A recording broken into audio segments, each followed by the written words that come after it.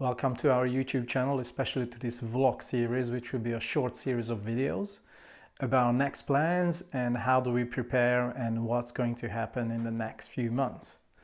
And basically, so the plan is to drive the Pan American Highway starting in April 2022. So what I'd like to do is to go through the preparation process as well as obviously the travel updates while we travel. Now we have about 2 months left until we start. So we are right in the middle of preparations and all the tasks that we have to get done. And it's not an easy process. Of course, it's a lot of fun, but I want to go through all the chores and the difficulties that somebody has to go through when they're preparing for a trip like this. So what is the actual plan? So what we'd like to do, so we're based in Europe. We have to ship our truck from Europe to Canada because we're going to start north in Canada. And then from Hamburg, we are shipping our truck to Halifax. From Halifax, we're driving across to Alaska, and then we're going to drive all the way down to Argentina. Of course, I will go into a lot more details, but this is the overall plan. This is what we have to prepare for. So let's go through the basics. So as I mentioned, this will be a series of short videos just giving you updates as we go along. And so that will start with a series of videos about preparations. And once we start the trip, obviously there will be updates along the way. So what is the vehicle that we're using, that we're going to use? We've done many big trips before.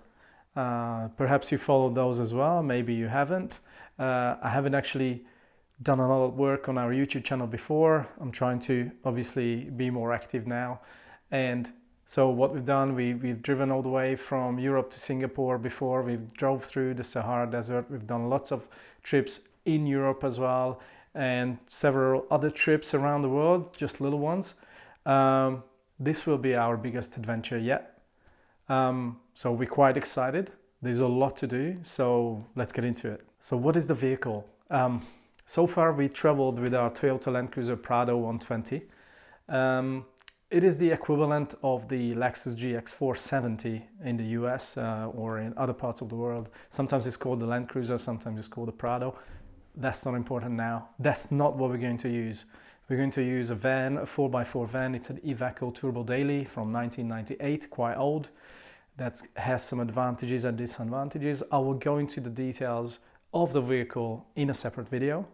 So now I'm just outlining what's the big plan and what the high level information is at this stage. It will be very different from what we've done before because with a Toyota we had a rooftop tent, and obviously it's a Toyota, so fairly reliable.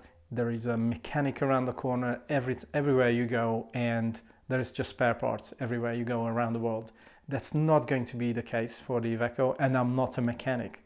So that will be interesting. So we will see how it performs. We've only purchased it about 10 months ago. We've done a few trips, but not massive ones. So we will see how it holds up during, I don't know, what I estimate to be like a 50,000 miles trip. During the preparations, and this is what I want to talk about more now, and there will be detailed videos later, we have a lot of tasks to get done before we can actually leave. So first of all, there was collecting information on what are the tasks, what do we need to do before we go. Of course, we have a lot of experience, but this will be a totally new trip on 2 different new continents where we haven't done these big trips before. So of course, first of all, last year, what we've done is we already had this plan in mind in our head. We want to do a big trip. What can we do? What are the options? Of course, we went through a few options, Africa as well as Asia again, and we ended up deciding that we have the time and we have this opportunity to do it now, to do the Pan American now. It's one of the longest routes that you can choose in the world. So we ended up choosing the Pan American. I will probably talk about why we've chosen this and how we ended up making this decision. But all in all, we decided to do the Pan American, and what we had to do first is prepare our gear. Obviously, you can do that a very long time in advance. So first was to choose our truck. We've been on the hunt for 2 years for this Iveco truck. As I mentioned, this will be in a later video, but all the gear and everything, we just had to think about what we're going to use, what we're going to need to use in North and South America. And this is the first task, to get the list of gear that you need, and then start obviously purchasing them and installing them. I'm still doing that. I need an extra solar panel that's already purchased but not installed, battery inverter. There's a few bits and bobs that I still have to do.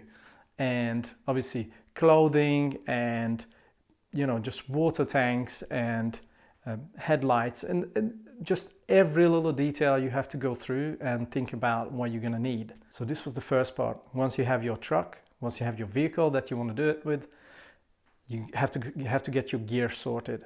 And then there is the admin part, and I think this is the more difficult one, because I'm talking about insurance and visas and all and things like that. So with insurance, it's we have a European registered truck. It's registered in Hungary.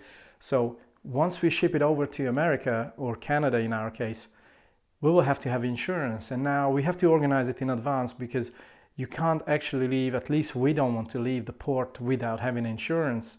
And it's not like we are the usual case. We rock up to an insurance company and they give us a quote. We have to show pictures of the truck. We have to find the right company who's actually dealing with international travelers with an international truck.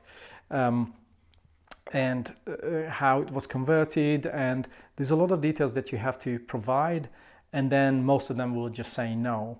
Now, I'm in the process of finding this company, and there's a few ways how you can do that: Facebook groups and forums, and Google them and use other people's blogs who've done it before. So there's a lot of ways to collect information and just start calling companies up, emailing them, and try to get a quote. Once we have a quote, that's a good step, because then it means that we have a way to get insurance.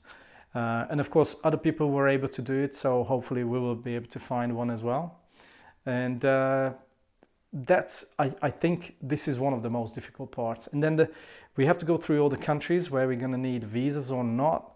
Of course, you can't organize all the visas in advance, just some of them, because once you get to a country, let's say in South America, although I don't think we need a visa anywhere in South America, but you can't just obtain a visa a year in advance, because by the time you get there, it might expire. So all these things you have to think about. And other than just visas and insurance, you might need a permit, like a temporary import permit, or maybe a carnet, just to cross the border with your own vehicle on another continent. So it can get quite complicated. This is what we are working through now. So the admin and bureaucracy is probably the more difficult part compared to, let's say, the gear or the vehicle or spare parts and stuff like that. Of course, you have to get your life organized as well. So we both, Evelyn and I, work full-time at this point.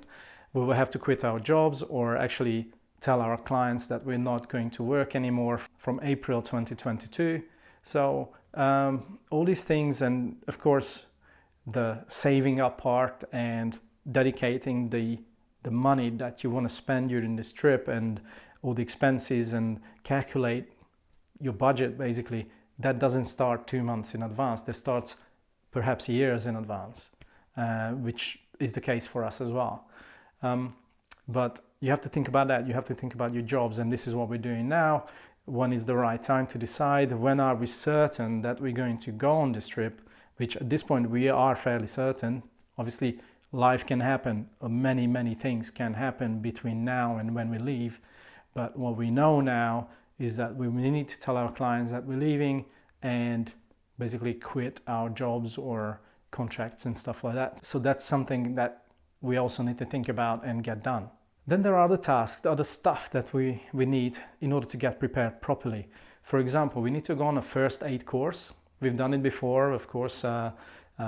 We have some basic knowledge of first aid, but a refreshment course, like a one-day course before we leave. There's many things that can happen during the trip. We will be in remote areas, and it's best to be prepared.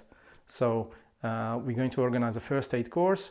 I will update you on that as well. And then there's things like self-defense course.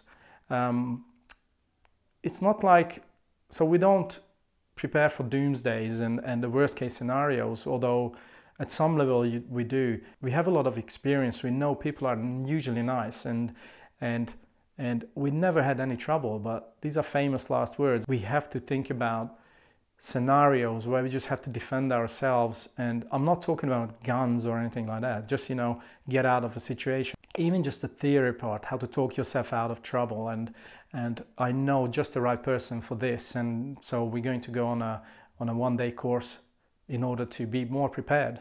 And of course we have to get ourselves in shape.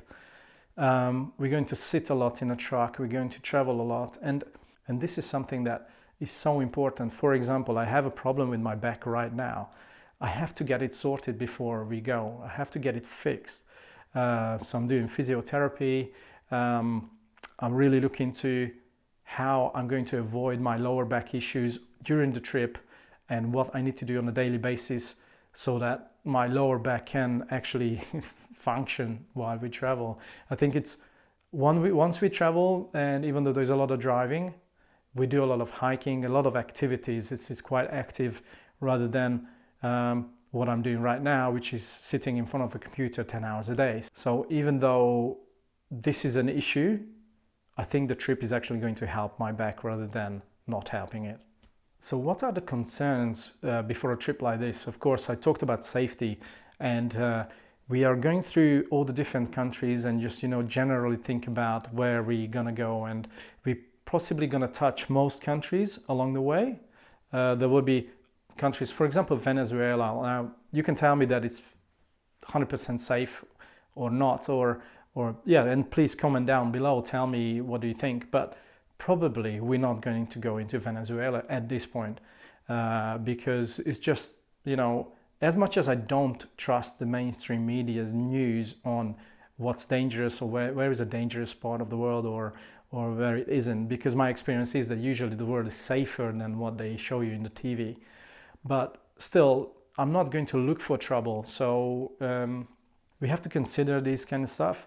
So we're going to go through all the countries, collect information and prepare so that we have all the info in order to stay safe during the trip.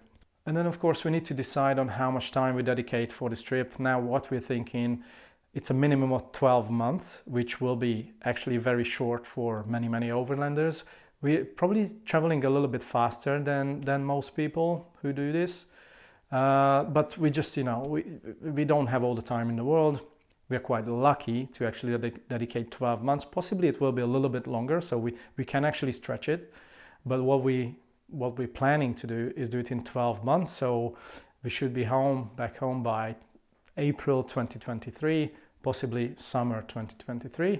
We will see. But that's our plan. We have to dedicate that time. We're quite lucky that we can do that, and we were preparing for that. And that actually brings me to the question of money. This is another big part of the preparation. We had to save up, and we're also going to work during our trip a little bit, just to support ourselves during the trip and not having to just use our savings. Please comment down below if you want me to talk about this part a little bit more. I'm happy to do that. But yeah, this is another aspect of what we need to think about when we are preparing for a trip like this. So in this series, in this vlog series, in the future videos, I'm going to go through a lot more details of what I just talked about. Probably I'm going to dedicate an actual video for each subject. And please let me know in the comments below what you want to know, what you want me to talk about a little bit more. So I have a plan in my mind, but it would help to know what you want me to talk about.